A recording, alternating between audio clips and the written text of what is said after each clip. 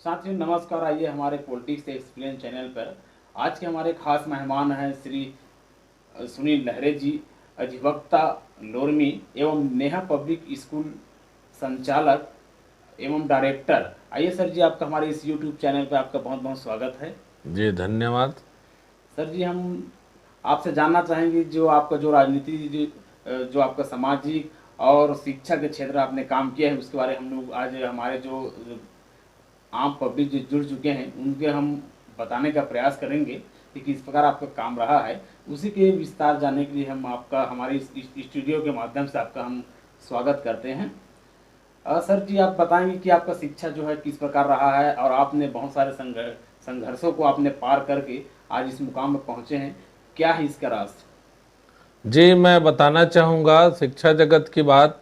तो मैं BCom LLB MA political science किया हूँ और इसके पीछे राज ये है कि हमें अपना दृढ़ विश्वास रखना चाहिए।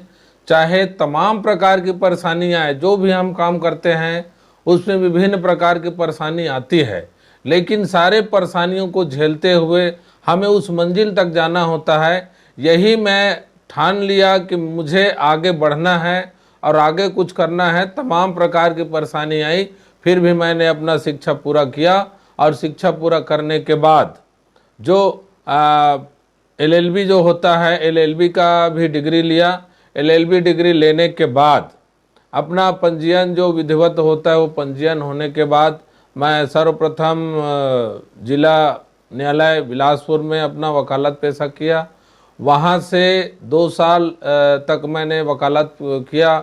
उसके बाद जब 2009 में अपना बिहार न्यायालय लोरमी का स्थापना हुआ, तब वहाँ से मैं पूरा अपने फैमिली सहित यहाँ अपने गांव गृह ग्राम सीतापार में आया और वहाँ से फिर अपना आना जाना करते हुए अपना वकालत का व्यवसाय लोरमी से किया और अभी तक जो आप सबके सहयोग से विधिवत रूप से संचालित हो रही है, चल रही है। जी जी। उसके बाद सर जी जो है आपने वकालत करते करते आपने शिक्षा को ऐसा फोकस किया जो अभी वर्तमान में लोरमी क्षेत्र में यदि कोई जानते हैं शिक्षा को तो एकदम निःशुल्क रूप से आपने बहुत सारे से सेवा किया है। तो किस प्रकार आप उसे और आगे बढ़ाना चाहते हैं? जी देखिए, शिक्षा एक ऐसी पूंजी है जिसका किसी प्रकार से बंटवारा नहीं होता। भाई भाई के बीच यदि 10 एकड़ जमीन है तो 10 एकड़ जमीन, यदि 5 भाई हैं तो 2-2 एकड़ जमीन का बंटवारा होने का प्रावधान है। कानून ने भी दिया है, समाज ने भी दिया है। लेकिन शिक्षा एक ऐसी पूंजी है, एक ऐसी धरोहर है जो कोई हासिल करता है उसका कोई बंटवारा नहीं हो सकता और न ही बंटवारा होने का उसमें अर्थ उत्पन्न होता है। तो मैं यही कहूँगा कि सर्वप्रथम जो लोग अपना भविष्य निर्धारण करना चाहते हैं या आगे पूरे जगत में अपना नाम रोशन करना चाहते हैं, वो सर्वप्रथम अपने शिक्षा को मजबूत करें, शिक्षा ग्रहण करें। उसके बाद उनको जो हासिल करना है ऑटोमेटिक वो मिल जाता है। जी जी। सर, आप बताएंगे कि अभी वर्तमान में जो है आपका जो है लोरमी में भी स्कूल चल रहा है और गांव परिवेश में भी चल रहा है, तो वो क्या किस प्रकार वह संचालित हो रहा है अभी? देखिए, मैंने देखा कि शिक्षा एक ऐसी पूंजी है जो बहुत ही अमूल्य धन है। तो उस शिक्षा का प्रचार प्रसार करने के लिए शासन की कल्याणकारी योजना जो चलती है, वो लोगों तक पहुंचाने के लिए शिक्षा का जो व्यापक प्रचार प्रसार होना चाहिए, उस उद्देश्य को पूरा करने के लिए मेरे द्वारा अपने जो समिति हैं उनके सहयोग से एक विद्यालय का संचालन किया 2010-11 से, जो ग्राम छीतापार में अभी भी संचालित है। और 15-16 से लोरमी नगर में भी अपना विद्यालय संचालित है, जहां गरीब तबके के लोग और वहां के जो बच्चे होते हैं जो समझ लीजिए जैसा कि कोई शुल्क पटाने में असमर्थ होते हैं, ऐसे बच्चों को भी हमने फोकस किया है ताकि उस बच्चे का जो शिक्षा है वो कहीं पर भी ना रुके। आज भी मैं इस चैनल के माध्यम से यह कहना चाहूँगा कि जो कोई क्षेत्र में गरीब एवं असहाय बच्चे हैं जो विद्या अध्यापन के लिए खर्च नहीं कर पाते या प्राइवेट स्कूलों में अपना दाखिला नहीं दिला पाते, ऐसे बच्चों को मैं सादर आमंत्रित करता हूं और उनका यदि प्रमाण रहे कि वो वास्तव में गरीबी रेखा के अंतर्गत आते हैं, उसका किसी प्रकार से जो शिक्षा जगत में खर्च होना चाहिए वहन करने के काबिल नहीं रखता, तो ऐसे बच्चों के लिए अपना विद्यालय जो है आज भी सहयोग करने के लिए तैयार है और तैयार रहेगी और अभी भी सहयोग कर रही है, जिसके माध्यम से मैं बताना चाहूँगा अपना NGO वेबसाइट है PTB जनसेवा समिति लोरमी.com। इसमें जा कर के अपने बच्चों का डिटेल उसमें फिलअप करा सकते हैं, जो हम तक पहुंच जाएगी। उसके बाद फिर उस बच्चे का जो डिटेल हम जानकारी लेंगे कि वास्तव में वो गरीबी रेखा के अंतर्गत आती है और वो शुल्क पटा पाने में असमर्थ है, तो ऐसे बच्चे को हम अपने विद्यालय नेहा पब्लिक स्कूल, चाहे वो ग्रामीण विद्यालय हो चाहे शहर विद्यालय हो, दोनों में से जहां भी वो पढ़ना चाहे उसका हम निःशुल्क शिक्षा का प्रावधान लागू रखेंगे, ताकि उसका जो शिक्षा है वो निरंतर आगे चलता रहे और भविष्य में वो कुछ कर सके और अपना मंजिल हासिल कर सके।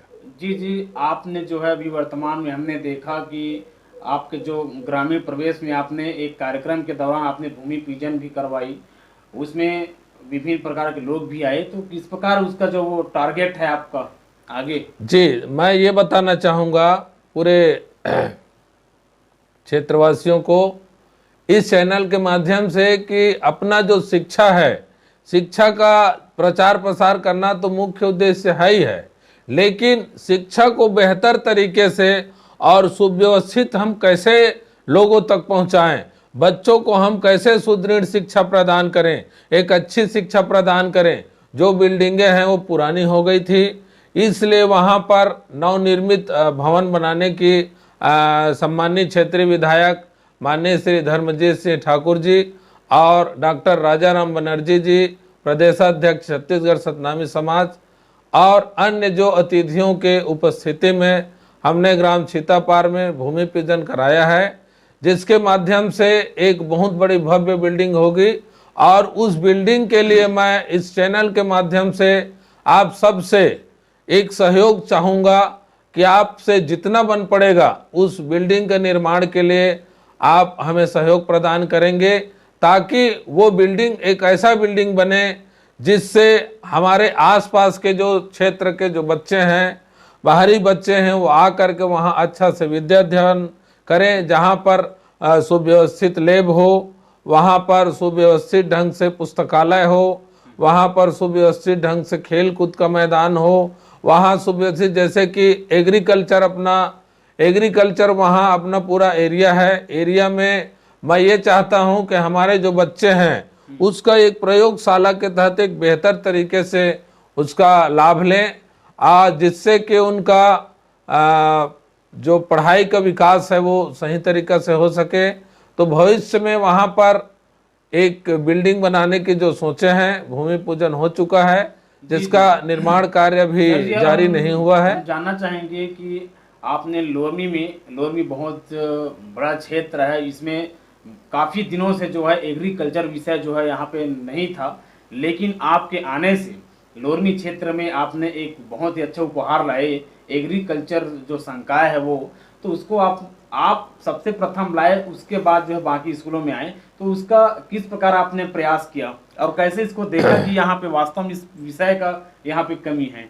जी देखिए, मैंने सोचा कि यहाँ पर आर्ट और साइंस वाणिज्य के साथ साथ अन्य तो विषय है, लेकिन एकमात्र स्थान पर जहाँ पर हमारे विकास खंड लोरमी के रामेपुर शासकीय स्कूल में एग्रीकल्चर विषय संचालित था और मुंगेली स्कूल जो BR साहब स्कूल है वहाँ पर संचालित था, तो देखा कि हमारा जो क्षेत्र है पूरा ग्रामीण क्षेत्र है, जहाँ पर कम से कम 95% जो हमारे किसान हैं वो पूरा कृषि पर आधारित हैं, जो लोग हैं वो कृषि पर आधारित हैं।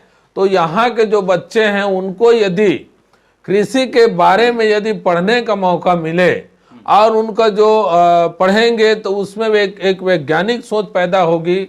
वैज्ञानिक सोच के तहत उनका जो उत्पादन है उसमें समय में खाद डालना, समय में पानी डालना, तमाम प्रकार के जो किसानी करने का जो टेक्निक है वो विधि विधान के साथ हो सके, जिसके बारे में बच्चों को हम अधिक से अधिक जानकारी दें।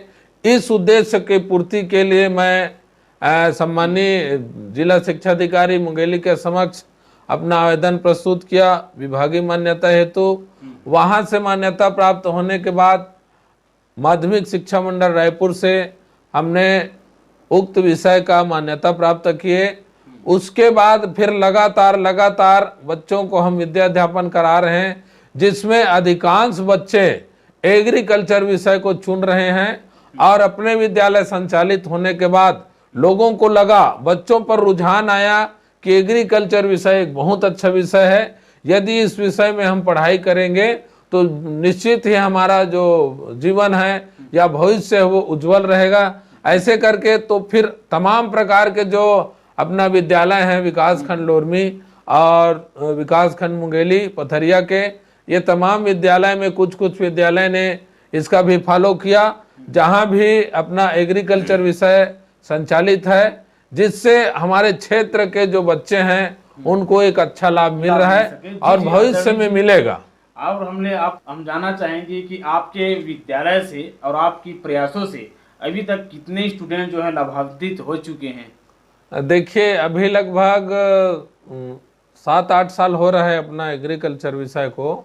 इसमें करीब 200 बच्चे तो निकल गए हैं इस क्षेत्र से, और बहुत सारे बच्चे अभी अपना जो विश्वविद्यालय होता है, एग्रीकल्चर महाविद्यालय होता है, वहाँ पर विद्याध्ययन कर रहे हैं। और मुझे पूर्ण विश्वास है कि यहाँ से जो बच्चे पढ़कर निकले हैं वो उनको मैं पुनः संदेश देना चाहूँगा कि और बेहतर तरीक़ा से अपना विद्याध्यापन करें, ताकि विद्यालय के नाम के साथ साथ अपने माता पिता का नाम रोशन करें, विकास खंड के नाम रोशन करें और पूरे जिले का नाम रोशन करें, 6 राज्य का नाम रोशन करें और पूरे भारत देश का नाम रोशन करें। जी आदरणीय जी, आपके जो विद्यालय हैं उसके समक्ष आपने निःशुल्क शिक्षा का भी आपने बहुत सारे प्रयास किया, तो अब तक कितने स्टूडेंट से लाभ उसको उठा पाए हैं और अभी वर्तमान में क्या कर रहे हैं उन लोग? देखिए, जैसा कि मैंने देखा कि बच्चे एडमिशन तो होते हैं, पेरेंट्स भर्ती करा देते हैं, लेकिन उनके बीच में तमाम प्रकार की परेशानी आती है। वो है सबसे बड़ी परेशानी, आर्थिक परेशानी। तो समय में ऐसे पालक जो गरीब वर्ग से आते हैं और किसानी वर्ग से हैं, उनके पास रुपया पैसा बहुत कम होता है, सीमित संसाधन होती है और सीमित संसाधन के अनुसार अपना जीवन बसर करते हैं। इस बीच देखा कि कई बच्चे जो है समय पर फीस अदा नहीं कर पाते, और कई बच्चे ऐसे आए जो एकदम शुल्क पटाने में असमर्थ रहे। तो हमने सोचा कि क्यों ना इस बच्चे का जो शिक्षा का जो निरंतर कार्य है वो कहीं रुक न जाए। ऐसे करके हमने अपना, जैसे पिताजी खत्म हुए, स्वर्गवास हुए, तो पिताजी की स्मृति में और दादी जी की स्मृति में मैंने एक स्टाम्प पेपर बाकायदा लिख करके क्षेत्र में बांटा, और वहाँ से फिर कक्षा नर्सरी से 8वीं तक के बच्चों को 2-3 साल तक की, यहाँ तक कि जैसा कि भर्ती हुए तो 8वीं तक अभी भी बच्चे विद्याध्यापन कर रहे हैं उस योजना के तहत। और ऐसा यदि ज़रूरत पड़ता है तो पुनः फिर योजना लाई जाएगी, जिससे वो कार्य निरंतर होता रहे और ऐसे बच्चों को लाभ मिलता रहे। आंकड़ा अभी तक कितना है, कितने प्लस हैं? इसमें लगभग मैं बताना चाहूँगा 200-300 बच्चे लगभग निःशुल्क शिक्षा अध्यापन कर चुके हैं और वर्तमान में कुछ कर रहे हैं। जी, आपने शिक्षा जगत की सारी आपने बातें बताई। निश्चित ही हमारे जो यूट्यूब से जो जुड़े साथी हैं और जो आपके जो सेवा भाव देख रहे हैं, निश्चित ही आपसे प्रेरित होंगे। और हम जानना चाहेंगे आदरणीय जी, जो आपका जो एक और विकल्प आता है उसमें हमने पहले ही चर्चा कर दिए थे, राजनीतिक और सामाजिक और शिक्षा जगत का। तो इसमें आदरणीय जी राजनीतिक जी हम बात करेंगे, आपकी जो राजनीति में भी आपका इंटरेस्ट रहा और आपने पिछले चुनाव में भी अपने प्रतिनिधि को भी आपने आपके फैमिली से आपने उसको उतारा, तो किस प्रकार उसका परिणाम रहा और कैसा आपका संघर्ष रहा? देखिए, मैं और इसका मकसद क्या था? राजनीति के संबंध में ये बताना चाहूँगा, इस चैनल के माध्यम से, जैसे कि IAS IPS अफसर होते हैं, लेकिन जो जनता ने चुनती है, जनता ने जिसको निर्धारित कर दिया कि इसे हम इस पद में लाएंगे, और वो चुनाव के माध्यम से जनप्रतिनिधि के रूप में निर्वाचित होते हैं, और उनके अंडर में जो IAS IPS अधिकारी भी काम करते हैं, झुक जाते हैं। तो मैंने सोचा कि ये राजनीतिक चाबी एक ऐसी चाबी है जो हर ताले को खोल सकता है। इसलिए मैंने क्षेत्र की समस्याओं को दूर करने के लिए, और सबसे बड़ी समस्या जो शिक्षा व्यवस्था है उसको सुदृढ़ करने की सोच करके, मैंने जनपद पंचायत बरहमपुर क्षेत्र क्रमांक 18 से अपनी धर्मपत्नी शशि देवी घृतलहरे को चुनाव मैदान में उतारा, और मैंने उसको भी अपने घोषणा पत्र में अमल में लाया था कि यदि हम चुनाव निकालते हैं तो पूरे क्षेत्र के, पूरे ग्राम के, हर एक ग्राम के 10-10 बच्चे को मैं कक्षा 12वीं तक निःशुल्क विद्या अध्यापन कराऊंगा। लेकिन लोगों की मानसिकता क्या थी वही जानेंगे। और ऐसा विषम परिस्थिति आया कि हमारे ग्राम सीतापार ग्राम पंचायत चकला में एक ऐसी विषम परिस्थिति आया, विवाद उत्पन्न हुआ, जिसमें चुनाव बहिष्कार का सामना मुझे करना पड़ा। और चुनाव बहिष्कार होने के वजह से ना ही अपना वोट डाल पाए, और ना ही मेरे परिवार के वोट डाल पाए, और ना ही ग्रामवासी, और कुछ लोग मिली भगत करके अपना साठ-गांठ किए, और जिससे कि जो चुनाव बहिष्कार की जो बातें थी, ग्रामीणों द्वारा जो निर्णय लिया गया था वो खत्म हो गया, और जो एक यादव परिवार हैं उनके द्वारा वोट किया गया, और वो जो है सफल रही उसमें सरपंच पद में। और उसके बाद उसी के माध्यम से हमारा जो चुनाव है वो नुकसान में गया। फिर भी क्षेत्र के लोगों ने हमें 752 वोट हमें ना डाल करके भी मिला है, जिसके लिए मैं इस चैनल के माध्यम से पूरे बरहमपुर क्षेत्र को बहुत बहुत धन्यवाद ज्ञापित करता हूं। और भविष्य में अपेक्षा भी रखता हूं कि आप ऐसे व्यक्ति को चुने जो आपके विकास करे, और ना कि कोई विनाश की ओर ले जाए, ऐसे व्यक्ति को चुने। आपसे पुनः कहना चाहूँगा। और आपको हम आपसे और हम पूछना चाहेंगे कि युवा जो है, बहुत सारे जो है ऐसे होते हैं जो सोशल वर्क भी करना चाहते हैं, विभिन्न प्रकार के कार्य, अपने मंजिल जो टारगेट बनना चाहते हैं, क्या उनसे उनको आप क्या संदेश देंगे? देखिए, मैं युवाओं से यही कहना चाहूँगा कि आप सर्वप्रथम अपनी कलम की ताकत को मजबूत करें, क्योंकि कलम की ताकत एक ऐसी कलम की ताकत होती है जो अच्छे अच्छे को पानी भी पिला देती है, और अच्छे अच्छे को इस कलम के ताकत से ही जेल के सलाखों में जाना पड़ता है। जो अन्याय अत्याचार होती है उसके लिए आप कलम तैयार रखिए, और उसके लिए कलम चलाइए। जहाँ पर अत्याचार हो रही है, अन्याय हो रही, उसके लिए आप लिखिए। अपने क्षेत्र के अपने स्थानीय कलेक्टर, कमिश्नर, SP, DSP, थाना को सूचित कीजिए, और उससे जो क्षेत्र में हो रही अन्याय अत्याचार है उस पर अंकुश लगेगा। और जो युवा वर्ग है उन्हें मैं कहना चाहूँगा कि आप अपना विद्या अध्यापन को जारी रखें और अच्छा से अच्छा डिग्री हासिल करें, ताकि पूरे क्षेत्र का विकास हो सके और पूरे देश का विकास हो सके। क्योंकि आप ही देश के भविष्य हैं, आपके बिना देश का भविष्य अंधकार में रहेगा। इसलिए आप ही के ऊपर में सारा जिम्मेदारी है। आप आएँ और अच्छा से विद्या अध्ययन करें, और तमाम क्षेत्र में, चाहे राजनीतिक हो, चाहे सामाजिक हो, चाहे आर्थिक हो, सारे क्षेत्र में एक अच्छा कार्य करें, जिससे आपका नाम हो, आपके माता पिता का नाम हो, पूरे समाज का नाम हो, विकास खंड का नाम हो, राज्य का नाम हो, भारत का नाम हो।